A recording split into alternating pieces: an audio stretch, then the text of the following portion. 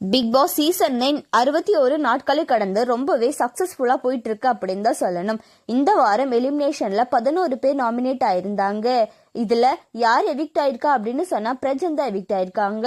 Prajan and Sandra husband and ஒய்ஃபா wild கார்ட்ல உள்ள போயிருந்தாங்க. ஸ்டார்டிங்ல இவங்க கேம் பிளே ரொம்பவே சூப்பரா இருந்துச்சு அப்படின்னு சொல்லி மக்கள் பலராலும் சொல்லப்பட்டுச்சு. ஆனா போக போக இவங்க 2 பேர்த்தோட செயல்கள் எல்லாருமே எரிச்சல் ஊட்டுற மாதிரி இருந்துச்சு. நெட்டிசன்கள் பலருமே பிரஜன் அண்ட் சாண்ட்ராவை விமர்சிச்சுட்டு வந்தாங்க.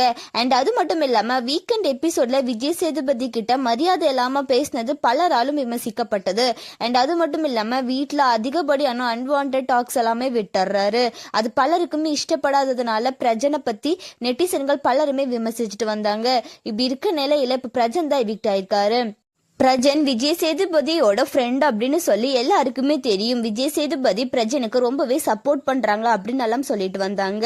ஆனா இப்ப பிரஜன் எவிக்ட் ஆயிருக்காரு. பிரஜனோட எவிக்ஷனை பத்தி உங்களோட கருத்துக்களை கமெண்ட்ல சொல்லுங்க.